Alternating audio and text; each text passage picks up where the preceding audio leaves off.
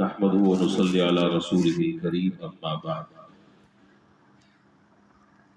عن وابصة بن معبد رضي الله تعالى عنه قال أتيت رسول الله صلى الله عليه وسلم فقال جئت تسأل عن البر قلت نعم فقال استفت قلبك البر ما اطمأنت إليه النفس واطمأن إليه القلب والإثم ما حاك في النفس وتردد في الصدر وإن افتاك الناس وافتوك.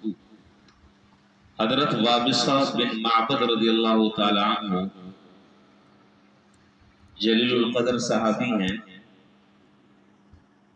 یہ 10 افراد کے ساتھ حضور صلی اللہ علیہ وسلم کی خدمت میں حاضر ہوئے اور آپ نے اسلام قبول کیا.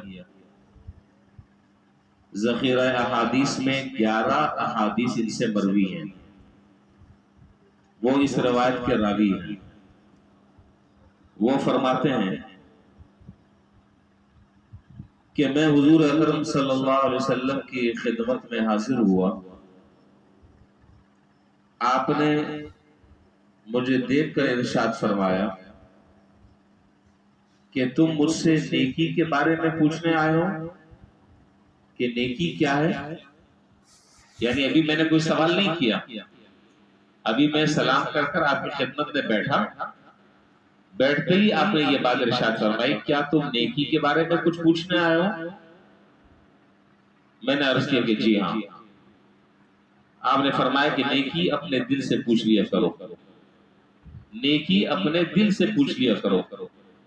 پھر فرمایا کہ نیکی وہ ہے جس سے نفس مطمئن ہو اور دل بھی اس پر مطمئن ہو جائے, اور گناہ وہ ہے جو نفس میں کھٹکے اور دل میں بھی اس کے بارے میں تردد پیدا ہو جائے. اگرچہ لوگ تمہیں فتویٰ دیں اور فتویٰ دیں, لیکن اگر کہیں دل کھٹک رہا ہے تو پھر اس کام کو نہ کرو, اس سے دور ہو. اللہ تعالیٰ نے ہر انسان کو فطرت اسلام پر پیدا فرمایا ہے. یہ حدیث شریف میں ہے کہ کل مولود یولد علی فطرت الاسلام فابواہ یہودانہ او ینصرانہ او یمجسانہ. ہر پیدا ہونے والا بچہ جو ہے وہ فطرت اسلام پر پیدا ہوتا ہے. تو یہ اور بات ہے کہ بسا اوقات آدمی کی وہ فطرت خراب ہو جاتی ہے اور وہ فطرت باہر کے دوسرے گناہوں سے متاثر ہو کر مسخ ہو جاتی ہے. لیکن ہر انسان فطرت اسلام پر پیدا ہوتا ہے. اسی طریقے سے بعض چیزیں ایسی ہیں جو فطرت سے تعلق رکھتی ہیں. مثال کے طور پر یہ 2 چیزیں جن کا اس حدیث میں تذکرہ ہے. نیکی کیا ہے, گناہ کیا ہے. اس کے لیے آپ کو کہیں اس کا علم حاصل کرنے کے لیے کہیں سفر کرنے کی ضرورت نہیں ہے. اس کا پتہ چلانے کے لیے کسی کے پاس جانے کی ضرورت نہیں ہے.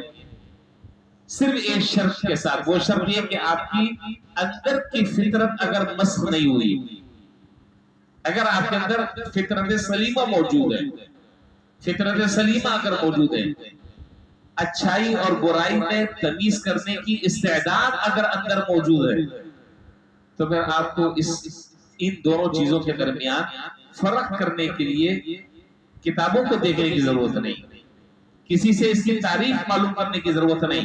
یہ سب سے بڑا جو مفتی ہے وہ یہاں اندر بیٹھا ہوا ہے, سب سے بڑا مفتی اندر بیٹھا ہوا ہے. اور یہاں اس روایت میں حضور صلی اللہ علیہ وسلم نے یہ دونوں ہی باتیں ارشاد فرمائے کہ دیکھو جس کام پر تمہارا دل مطمئن ہو جائے سمجھ لو کہ یہ نیکی ہے, اور جس کام کے کرنے سے تمہارا دل کھٹکے سمجھ لو کہ یہ گناہ ہے, اس سے تم بچ جاؤ.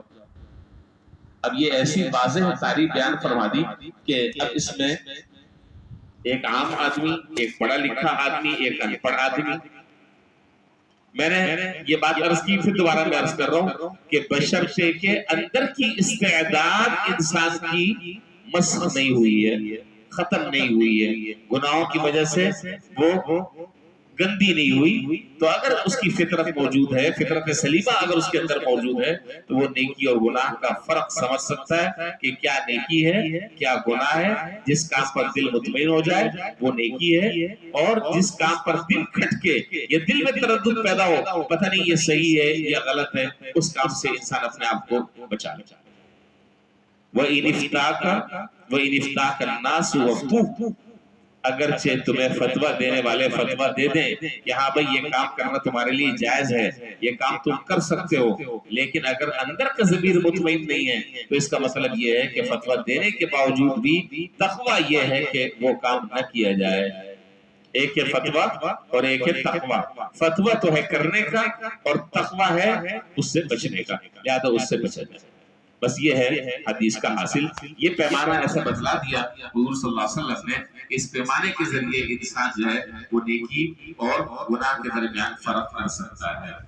اللہ تعالیٰ ہماری اس استعداد کو ہر طرح کی آلودگیوں سے اور ہر طرح کی نجاستوں سے اللہ تعالیٰ ہماری اس کو دور فرمائے، ختم فرمائے، اور صحیح جو استعداد ہے اللہ تعالیٰ وہ ہمارے اندر پیدا فرمائے کہ جس کے ذریعے ہم نیکی اور گناہ کے فرق کو سمجھ سکیں۔ بس اتنی بات تو یہاں عرض کرنی تھی، اور اس کے بعد ایک اور آخری اور مختصر سی ضروری بات عرض کر کر میں بات ختم کر رہا ہوں۔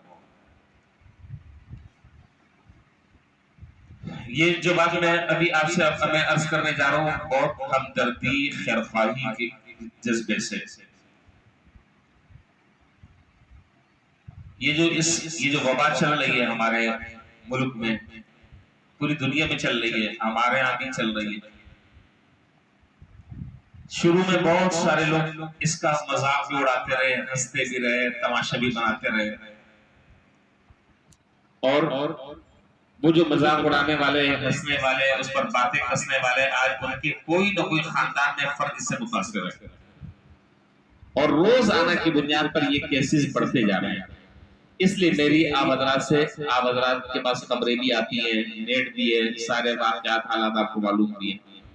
اس لیے میری صرف اتنی سی گزارش ہے کہ خدا کے واسطے اس چیز کو ہم سنجیدگی سے لے لیں، اس کو ہم مذاق نہ بنائیں۔ اللہ نہ کرے، اللہ نہ کرے، اللہ نہ کرے، کل خدا نہ خواستہ اللہ نہ کرے کوئی آدمی بھی اگر اس کے اندر مبتلا ہو گیا تو یقین کرے پورا خاندان اس سے متاثر ہوگا۔ تو ذرا سی اگر احتیاط برتی جائے اور ان احتیاط و تدابیر کو اگر اختیار کر لیا جائے جو آپ کے علم میں، اور سب باتیں شروع رمضان میں ہم بتاتے رہے، پھر ہم نے تک آ کر بتانا بھی چھوڑ دیا، جو چاہو کرتے رہو۔ میں اس لیے درخواست کر رہا ہوں کہ خدا کے واسطے ہم ذرا سی احتیاط کر لیں، جو تدابیر بتائی جا رہی ہیں ان تدابیر پر عمل کر لیں، انشاءاللہ اللہ تعالیٰ اس کے شر سے اور اس وبا کے پھیلاؤ سے اللہ تعالیٰ ہماری بھی حفاظت فرمائے اور دوسرے لوگوں کی بھی حفاظت فرمائے۔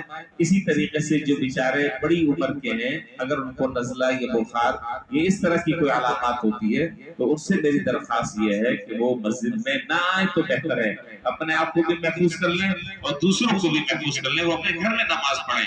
انشاءاللہ اللہ کی ذات سے امید ہے کہ گھر میں نماز پڑھنے پر ان کو مسجد میں جماعت کے ساتھ نماز پڑھنے کا ثواب ملے گا انشاءاللہ۔